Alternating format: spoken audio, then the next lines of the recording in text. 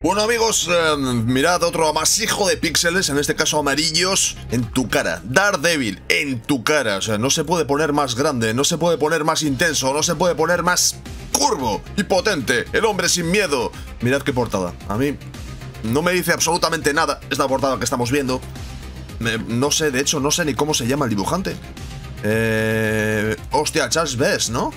Se llama así, que es un... Sí, joder. Este era el de Marada, ¿puede ser? Marada la mujer lobo o algo así, es un clasicazo. Con Chris Claremont. Da igual, no me gusta absolutamente nada, porque lo importante aquí no es el dibujante que hace la portada. Y he rimado, además. Lo importante es el dibujante que hace las páginas interiores. Mirad, qué cambiazo de estilo, ¿eh? Lo que hace de repente... cambiarle el estilo gráfico a una portada. Con esto aprovecho para lanzaros un tema que me parece interesantísimo y que creo que podría dar incluso para hacer un vídeo propio. ¿Qué opináis vosotros de cuando, supongo que por motivos de marketing, ponen a un artista en la portada y de repente pasas la página y te encuentras que el cómic está dibujado por otra persona? Para mí personalmente es como un turn off inmediato, ¿sabes? Es como que da la sensación de que los editores o quien esté tomando las decisiones no cree en el potencial gráfico del dibujante interior para, ya sabéis, que la portada sirva como gancho inmediato y hacen ahí la chapuza. A mí personalmente me parece casi una falta de respeto que el dibujante que hace el cómic propiamente no haga la portada. Y... no sé, chicos, para mí pasar la página y encontrarme un estilo gráfico distinto me siento casi engañado. En fin... Kate Giffen, amigos, Kate Giffen, el relativamente reciente difunto Kate Giffen, en su etapa ochentera que estáis viendo aquí. En fin, aquí hay mucha intrahistoria, como siempre hay que decir. Personalmente, esta etapa ochentera de Marvel, esta mini etapa de Kate Giffen, a mí, de una manera culpable, ahora os explico por qué, me encanta, porque es un tío que trabajó con superhéroes, trabajó en Marvel, en DC y tal, pero aplicó unos estilos que no eran... ni tan siquiera suyo, o sea, que decirlo, pero bueno, que no eran de superhéroes, es decir, trajo influencias exteriores a los superhéroes, a un mundo, el comicusa, que no terminaba de encajarlas muy bien, ¿no? A ver, antes de nada, contexto, importante el contexto, ¿vale? Kate Giffen en los años 80, en el año 85, hace un cómic llamado Ambush Book, del cual, por cierto, tengo que hacer vídeo, tal vez aproveche ahora que los estoy haciendo en digital, que es básicamente una especie de Deadpool.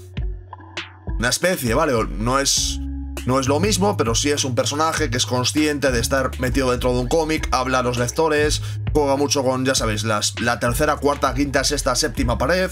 Tienes un poco este rollo, pero lo más importante es que gráficamente aquí Kate Giffen cambiaba su estilo, que había tenido hasta aquel entonces, que era un estilo, digamos, clásico, un estilo muy clásico, muy setentero, por un estilo, como veréis, con las cintas cargadas, caricaturesco, ambiental, a veces... abstracto, estáis entendiendo lo que quiero decir, ¿no? Abstracto no es la palabra, no está bien dicho, sintético. La palabra sería sintético. Lo que estáis viendo ahora mismo en página. O sea, un estilo que decías, ¿a qué responde esto que acaba de hacer este señor?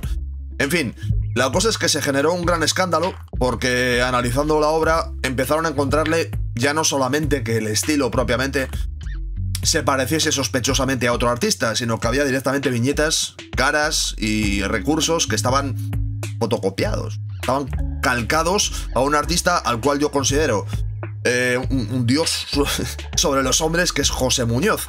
En fin, os voy a enseñar una página de Joe's Bar, ¿vale? De José Muñoz, para que sepáis a lo que me estoy refiriendo. Esto que estáis viendo es Joe's Bar dibujado por José Muñoz. Este es el clásico estilo José Muñoz, que es, en fin, como os he dicho antes, súper mega ultra artista para mí, de lo más perfecto en cómic que se ha hecho nunca, de lo más sintético, de lo que más información genera. Estilo que no es necesariamente realista, pero precisamente por eso expresa muchas más cosas. Para mí, ya os he dicho, para mí es un dios del dibujo este tío, su capacidad es increíble, pero si nos fijamos en las viñetas, es imposible que no nos recuerde algunos de los recursos que está utilizando Muñoz, aunque sea en un cómic más colorido y con un estilo mucho más, USA, mucho más Estados Unidos y demás. Es que es imposible que no digas, espera, aquí hay recursos que coinciden. Bueno, el tema está en que se montó tremendísimo quilombo, por ejemplo, el uso aquí de los efectos de sonido, integrarlo todo, a ver, es que es muy Muñoz, es muy Muñoz. Y como os decía, se montó tremendísimo quilombo en Estados Unidos, en el cual empezaron a localizar los hablazos o las copias que había hecho Giffen de José Muñoz y demás, y llegó un momento en que fue bastante cancelado. Kate Giffen empezó a perder contratos y a perder, pues eso, estatus, ¿no? Dentro de lo que sería la escena de los autores norteamericanos, perdiendo trabajo, perdiendo de todo. Bien, el concepto está en que poco después, en el 86, Kate Giffen acaba en Marvel Comics. Es un año en el cual hace bastantes cómics, bueno, bastantes. Hace algunos cómics, voy a corregirme a mí mismo, dentro de los cuales está este fracasado Justice del New Universo, en el cual a partir del número 10, este para mí es un mega ultra clásico, además con Vince Coletta a las tintas, que es un tipo que entintó a Jack Kirby, y que es que, mirad qué tintas. Ya sé que la resolución no es la mejor, la que os estoy enseñando, pero mirad qué tintas. Estamos de acuerdo, es una copia. Es una copia descarada del estilo de Muñoz, lo es. Pero mirad qué colores, mirad qué tintas. A mí, yo esto lo leí de niño, lo leí de hecho antes de leer algo de José Muñoz. Y este cómic yo lo considero mega ultra influencia. Además, aquí estaría guapo un día hacer un análisis, porque es que el cabrón de Giffen no es que copie a José Muñoz, es que mezcla también influencias del Puño de la Estrella del Norte. Hay partes que están copiadas del Puño de la Estrella del Norte mezcladas con el estilo de José Muñoz. Cosa que aquella empieza a ser un mix de influencias que a mí particularmente me parece increíble. Estos dibujos que son feos y retorcidos, pero al mismo tiempo ambientales, generan ahí pues eso, ambiente, ¿no? Es que me encanta. Me encanta. Bueno, lo importante de hoy.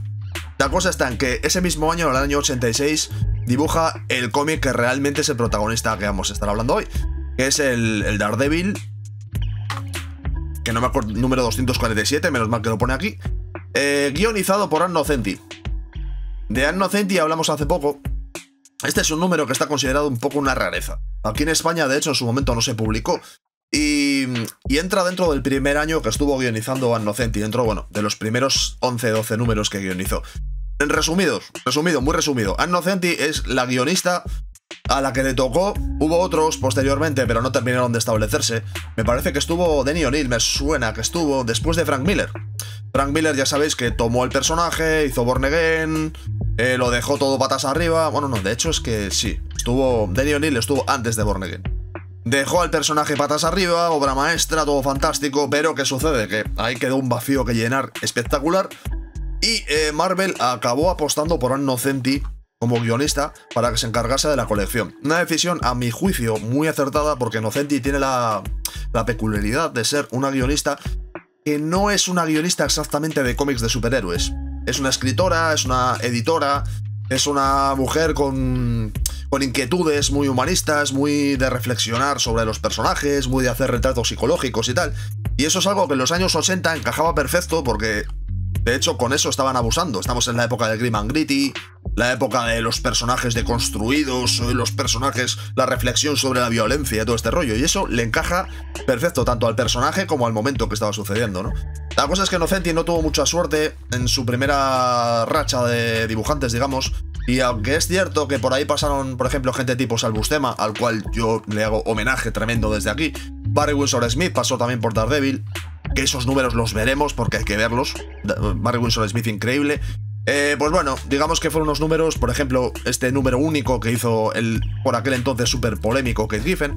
Digamos que la colección daba muchos bandazos, no terminaba de ir en ninguna dirección localizable, hasta que llegó John Romita Jr., del cual hice vídeo hace poco, lo hice por encima, de su etapa en Daredevil, y ahí sí, Nocenti y Romita Jr. fueron mucho más identificables y llegaron a la colección pues a un run pues reconocido, ¿no? Reconocido por todos. A mí me apetece ojear este número, que ya lo estoy haciendo realmente mientras hablo con vosotros, para que veáis un poco los recursos que tenía. Bueno, los recursos que copiaba el amigo Kate Giffen dentro del contexto de una historia de Daredevil, que ya sabéis que es medio superhéroes, medio género negro por esta historia, ¿no? A mí particularmente, cuando un dibujante no encaja exactamente con el estilo de la historia en la que se supone que está trabajando, creo que es un lugar en el cual se generan cosas interesantes. A mí, la facilidad que tenía en esta época, el estilo copiado, vamos a recordarle, hay que decirlo, el estilo copiado de Kate Giffen funciona perfecto. Recordemos, Daredevil tiene ese mundo, ese submundo de las alcantarillas, los personajes condenados, el las investigaciones, el misterio. Aquí la historia nos está hablando de, resumiendo mucho, ¿vale? De agentes del gobierno, agentes especiales del gobierno, que son resultados de investigaciones, de... pues eso, de... investigaciones, sí, para conseguir, pues, crear soldados más perfectos y demás. La clásica historia, ¿vale? Yo creo que aquí hay ecos, seguramente, del uso de sustancias en los soldados de Vietnam. Recordemos que en los años 80... el concepto lo he hablado muchísimo últimamente en los vídeos que he hecho, pero es que aquí no podías hablar de la sociedad sin hablar del legado que habían dejado las guerras. Yo creo que aquí se hablaba mucho del concepto de la gente naranja y cosas por el estilo, las drogas, las sustancias, las experimentaciones y tal que habían hecho con los soldados en las guerras. Y cómo estos después, cuando se reintegraban en la sociedad, aparecían como seres humanos rotos y seres humanos que eran incapaces de ser funcionales, ¿no? Aquí nos encontramos algo muy similar. Se nos habla de los, también, para llevarlo al contexto de Nueva York, se nos habla de los cocodrilos. Se supone que este es una especie como de hombre, se le llama Croc, de hecho, que tiene como la parte del cerebro reptiliano, ya sabes, de la supervivencia y tal, como que le han desarrollado esas partes y ahí hacen una especie de paralelismo con los cocodrilos o las supuestas leyendas que había en la ciudad de Nueva York de que había cocodrilos viviendo en las alcantarillas, ¿no? Y bueno, aquí lo que tenemos es eso, un hombre cocodrilo reptiliano que vive en la ciudad y cómo esto, pues como que nos va relacionando la historia, ¿no? Esencialmente es una historia muy inocente, que más que una historia de puñetazos y acción y demás, es como una historia más de drama humano y de pena en el fondo, ¿no? De darnos cuenta que el personaje, el antagonista, supuesto antagonista, que no es el malo realmente, pues que en realidad es una persona con una enfermedad y que no termina la cosa de resolverse, ¿no? Que es parte de la gracia. Y como veréis, tremendísimos sablazos a José Muñoz. Sí, hay que decirlo. A ver, yo estoy en contra de las copias de estilo. Yo estoy en contra, evidentemente, de que un dibujante copie a otro dibujante. Y sí que creo que es lícito, es legal, no pasa nada, pero tiene que, de alguna manera, hacerse referencia, ya sea por contexto o explícitamente, cuando el dibujante lo hace. Es decir, no pasa nada porque un dibujante pilla y directamente apunta alguna referencia en una viñeta o en una página de homenaje o gracias o hecho después de... A Jack Kirby, por ejemplo, le copió todo Dios. A muchos dibujantes les copió, no pasa nada. Puedes poner una referencia y decir, oye, pues yo qué sé, o bien es un artista joven que empieza copiando como hacen muchos, o bien es alguien que ha decidido que el lenguaje gráfico que tenía un artista, pues que le funciona mejor y que ha decidido trabajar con ello. No pasa nada. Otra sería, por ejemplo, dentro del contexto.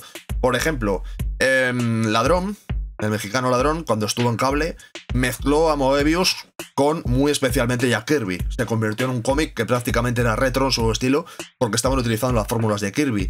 A ver, era un cómic de Marvel, hecho en Marvel con el gran dibujante creador de la gráfica de Marvel. Entonces no hacía falta que el propio Ladrón dijese nada porque por contexto ya se entendía. Nadie dijo, Ladrón está copiando o plagiando a Kirby. Nadie lo dijo porque por contexto se entendía exactamente qué es lo que se estaba haciendo, ¿no? Con esto quiero decir que los plagios se pueden hacer de una manera más o menos elegante. En este caso a Giffen, el tema está en que cuando le preguntaron, ya haré vídeo más extenso sobre esto. Cuando le preguntaron por esto y le empezaron a enseñar las viñetas que se parecían demasiado a las de Muñoz y tal, el tipo dijo que no lo había copiado, que es que lo que pasa es que había estudiado tanto su estilo que había acabado subliminalmente fotocopiando sus viñetas. Estamos en 2025, que es la época dorada del revisionismo, la época dorada de las acusaciones, la época dorada de las excusas perfectas y de las subidas hacia adelante. Todos sabemos que esa no es la manera de hacer, pero el tema está en que, bueno, que no le funcionó a Giffen, y a Giffen, esto ya os digo, como se decía antes, le supuso un daño en su carrera espectacular.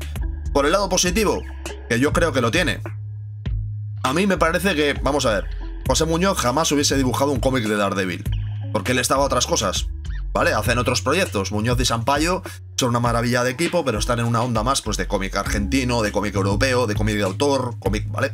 Entonces no es el área de cómic que les corresponde. Entonces a mí, egoístamente, poder ver a un artista inteligente, porque Giffen es un tío muy inteligente, hay que decirlo, adaptando estos estilos gráficos a una historia Marvel, a mí me parece que es ganar. Otra cosa es que hubiese estado muy bien que hubiese puesto Kate Giffen, yo que sé, homenaje a José Muñoz, o hecho después de José Muñoz, o gracias a José Muñoz. Ahí yo creo que hubiese quedado como un señor. Pero bueno, ahí ya, señores, Giffen ya está muerto.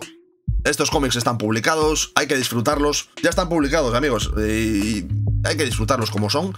Y personalmente a mí ya os digo, estas fórmulas aplicadas a este tipo de historia, mirad, yo que sé, las sombras, los personajes, aparece de repente, en fin, la viuda negra. Que resulta que, claro, como sabréis, pues ella ha estado metida también en temas de espionaje, movidas de los gobiernos, experimentaciones, entonces ella está metida en el ajo. De hecho, es curioso porque la historia, muy inocente, y por cierto, trata mucho sobre el miedo que tiene iba a decir la gata negra, no sé por qué estoy obsesionado con decir la gata negra. En fin, la viuda negra, que tiene como una especie como de miedo subliminal porque le trae unos recuerdos chungos de cuando era una cría, entonces como que le da miedo perseguir al reptil, bajar a las alcantarillas y enfrentarse, ¿no? Mirad, es que a mí el estilo gráfico me parece que es que funciona.